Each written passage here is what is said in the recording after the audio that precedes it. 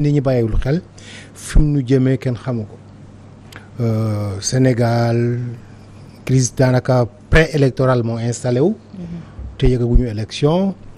Mali depuis 15 ans mu ngi ci crise Niger mu ngi ci crise aussi fan yi Burkina Faso donc yooyu yëpp def naa ne boo ko boolee nga xam ne dafa mel ni CEDEAO tey Afrique de l'Ouest moo nekk ci situation boo xamante ni xaw na doy waar xaw na inquiété ñu bëri te buñ ci deful ndànk ci wàllu doxalinu politique buñ ci bàyyiwul xel mën na am mu yóbbu nu foo xamante ni kenn xaaru ko woon ci kaw Sénégal ci boppam nag dem nañu ba def ay restrictions ci droit à l'information. à la communication. donc tëj réseaux sociaux yi jël yenn dispositions yi yooyu yëpp defe naa ni dafay wane ni fi ñu nekk tey di dafa mel ni ñun suñu bopp sax xamuñu ci fi ñu toog lan la ndax bu ñu tolloo ci couper ay réseaux sociaux bon xëy na l'argument c'est ñoo ngi joxe ay xibaar yoo xamante ni mën na jaxase réew mi wala discours yoo xamante ni itam mën na feewale askan wi mais yooyu defe naa ne commencé wul tey. te itam couper ko taxul mu arrêté lii tax muy arrêté mooy ñu xoolaat sunu bopp xam sunu bopp sunu nekkin nan la mën a demee sunu dëkkandoo ci sunu xeet ñun ñëpp que muy ci réew tax yi que muy ci réew nuy woy àll bi sunu dëkkandoo ñun ñëpp lan moo ko lal tant que loolu sunu bopp fàttaluñ ko sunu bopp xamal ko xale yi ko xamul woon jàngal leen ko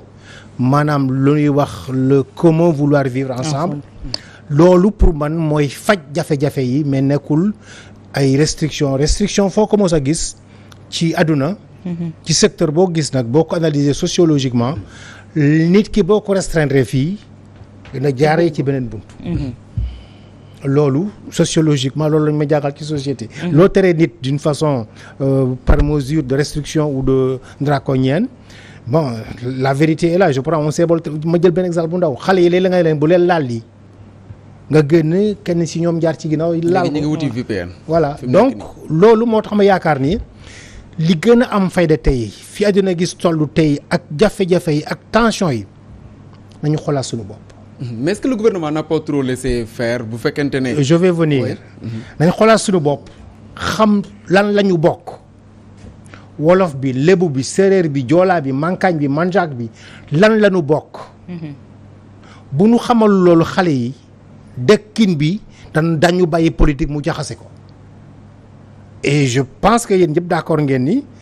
fu Afrique adduna gi sax fu ñu amee guerre civile fu ñu amee jaxase yu bari politique moo ko lal. konte politiciens yi nañu fexe xoolaat seen doxalin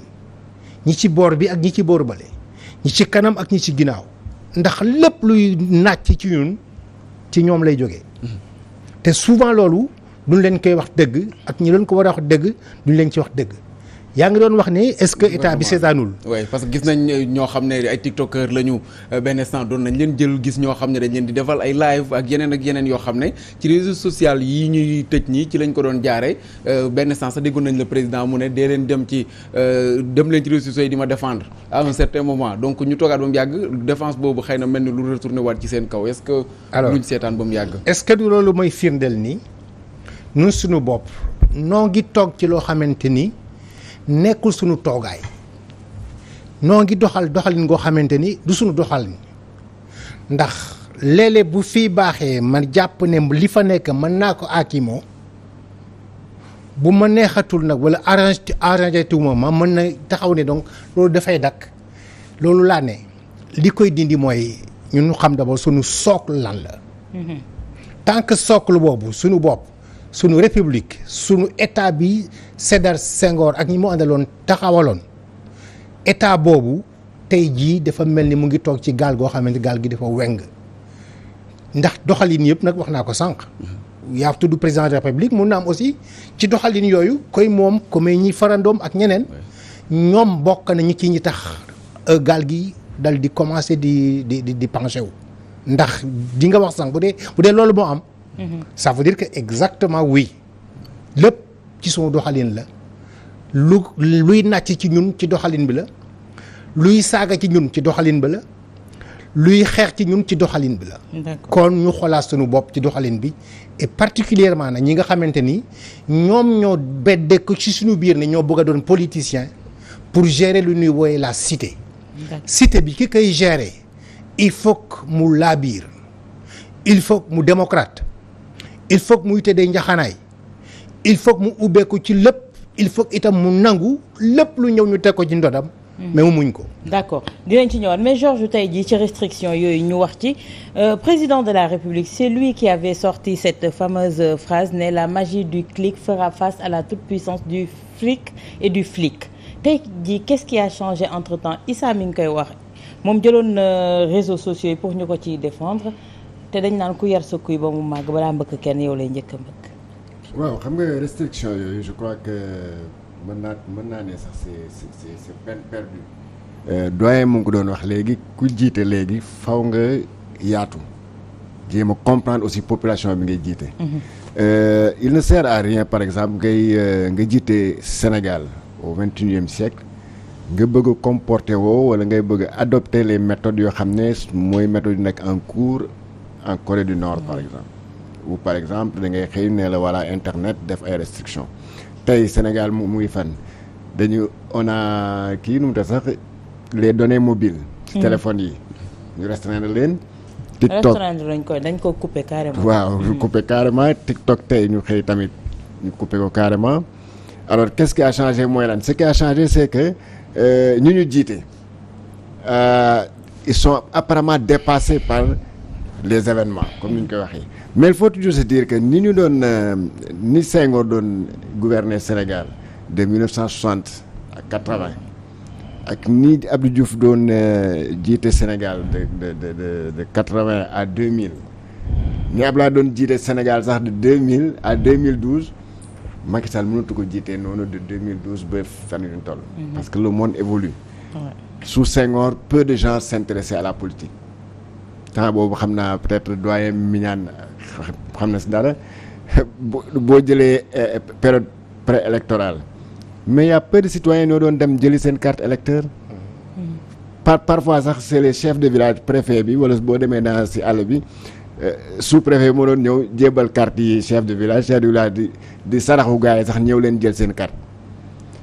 ñu ñëw si Abdou Diouf y avait pas les réseaux sociaux mais tu as vu aussi Sénégal nu mu daan doxee temps boobu. am na temps boo xam ne isoloir sax amul. parce que peu de gens aussi s'intéressaient à la chose politique ñu ñëw maintenant dans les années 2000 avec tout le changement bi fi am cette magie du clic bi ngay wax ñëw gën a renforcer wu nag sous le règne de Macky Sall parce que boobu la réseaux sociaux yi gën a bëri. sous Ablaye Wade réseaux sociaux à TikTok yooyu amul woon. Facebook moo commencé woon di émerger. mais alors waaw ay Skype lañ doon utiliser quelque chose comme ça mais quand même de 2012 à maintenant nga gis les jeunes il y a une nouvelle génération une nouvelle conscience politique yoo xam ne jeunes yi seen bopp yaakaar naa ñoo gën a xër ci politique maintenant que même les personnes âgées. Les personnes âgées finalement sax da nga yaakaar ne la jeunesse yéenay jouer seen avenir yéenay dem sur le terrain c'est ce qui se passe. Maintenant nga restreindre ces comment on appelle encore là ces plateformes là ça n'empêche pas aux jeunes de communiquer et c'est pas bien pour l'image du Sénégal quand même. tey boo mënoon dem tey dans les pays de la sous-région mais le Sénégal est presque devenu la risée du monde de l'Afrique de l'Ouest parce que dañu wax voilà le pays bi nga xam ne moo nekkoon la vitrine de la démocratie en Afrique de l'Ouest en tout cas. Qui en est arrivé aujourd'hui à se dire que non, pour bien gouverner ce pays, il va falloir restreindre, wala couper Internet, wala restreindre les réseaux sociaux, mais ça pose problème. Donc, qu'est-ce qui se passe? Est-ce que c'est pas une introspection bi nga xam ne non seulement les citoyens doivent le faire, mais à commencer par introspection boobu si kaw la war a jógee maanaam ñu jiite. Est-ce qu'il faudrait pas changer de paradigme naka la ñuy jëflante ak citoyens qu'est-ce qui a fait que citoyens jékki-jékki deviennent de plus en plus exigeants envers leur gouvernants. D'accord tey jii li ni mel Pape Sané nee nañu mesures yooyu pour freiner la révolte pour freiner également des messages haineux est-ce que yow da nga jàpp ne li ni mel réellement moom moo ko sookee. xam nga réseaux sociaux yi awaat ñu wax ko te de c'est une représentation en miniature de notre société sénégalaise li ñuy wax ci réseaux sociaux yi les députés là disent pire ici à l'Assemblée nationale te dañ leen di fay suñu xaalis les députés disent pire fii ci biir assemblée ñu koy dégg ñu koy retransmettre ci télévision nationale yi sur nos différents plateaux les gens disent pire que ce qui se dit dans les réseaux sociaux c'est-à-dire que li Georges wax rek moo ci nekk mënuñu nekk 2023 nga bëgg ne da ngay gérer nit ñi temps wu Senghor 1960 ça ne peut pas passer et ça n'a jamais passé ça n'a jamais réussi muy pour ce gouvernement pour un autre gouvernement d'ailleurs en Afrique de l'Ouest dans l'espace CEDEAO le Sénégal est tristement le deuxième pays bi nga xam ne coupé internet le Togo moo ko fi defoon CEDEAO dal ci kawam là c'est le Sénégal qui entre tristement ci liste boobu et alors qu'on est ni ko Georges waxee anciennement une fenêtre de la démocratie en Afrique de l'Ouest on aurait attendu ça d'autres pays sax mais malheureusement dëkk yooyu sax ñu ngi respecter cette liberté là parce que tamit ça fait partie de la liberté dès l'instant où le Sénégal ñoo nangu ratifier yenn conventions yi yenn traités yi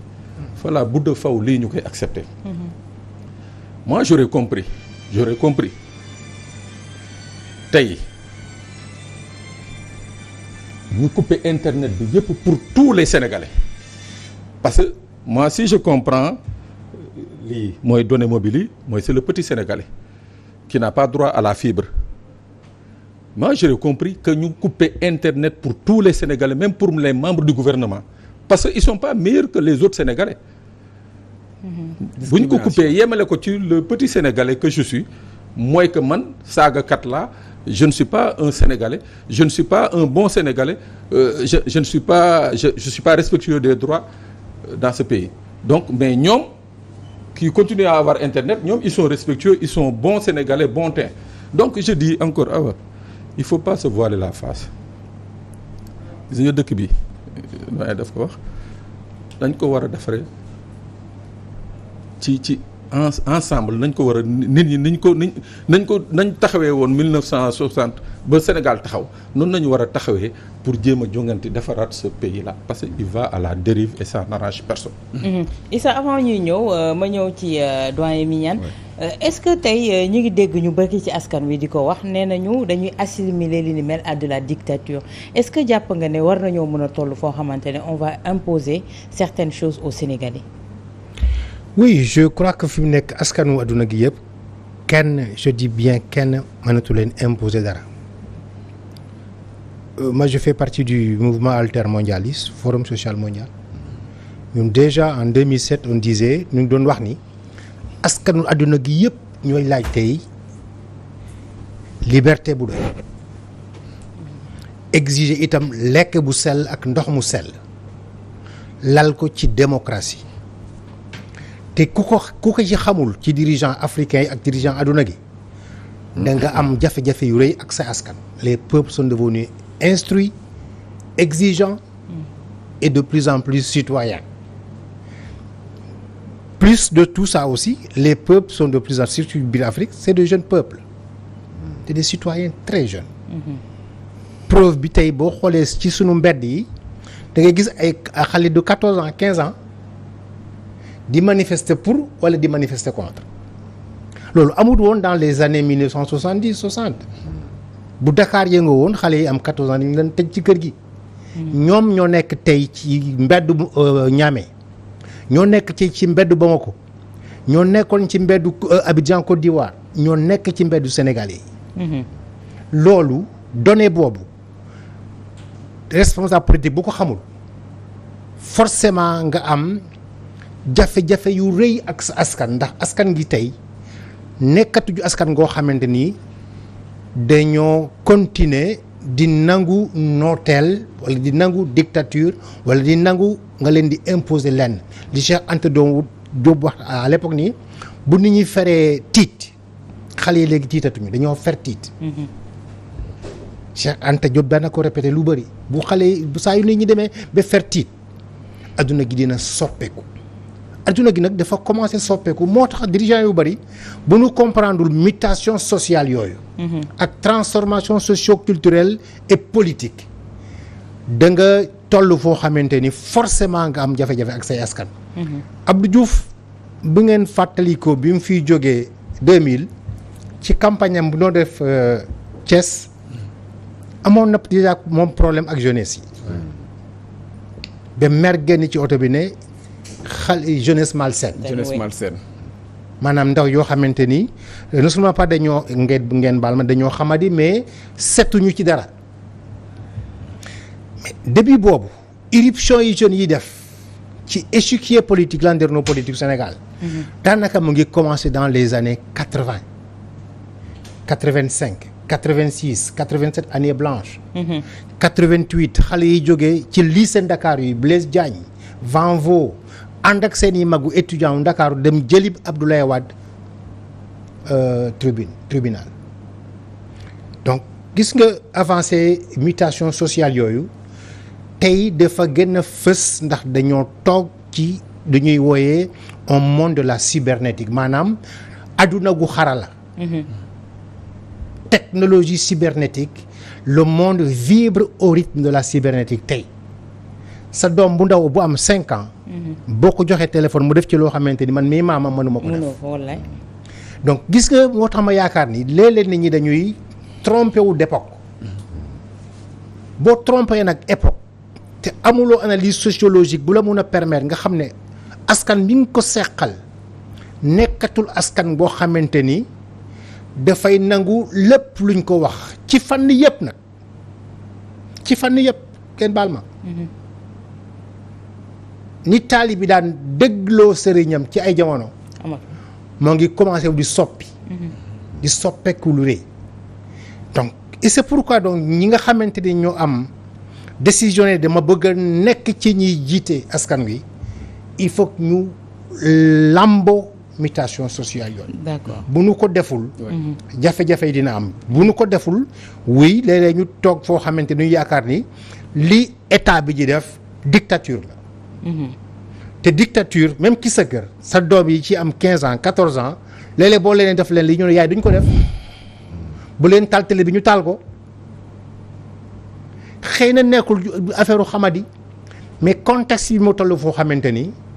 tey jii boo buggee dicter nit loo xamante ni nekkul coobareem wala àndul ak li ma bugg a gis ak li ma bugg a xam ak fi mu bugg a jëm forcément ngeen jàmmarloo ci kër gi. wala ci tali bi. ginnaaw ñu ñëw ci beneen point bi mooy. bis bi nga xam ne moo am ni ki démb ca Yaraax nga xam ne jëwriñ ji ñu dénk wàllum biir réew mi Antoine Félix Abdoulaye Diome daf ne attentat terroriste au Sénégal. jël ko qualifié ko noonu la ko qualifié en tout cas ñaari doomu aadama ñàkk ci seen bakkan ñu ne cocktail molotov lañ ci sànni ba bis boobu la tàkk Mamadou Mignane Diouf yaa ngi koy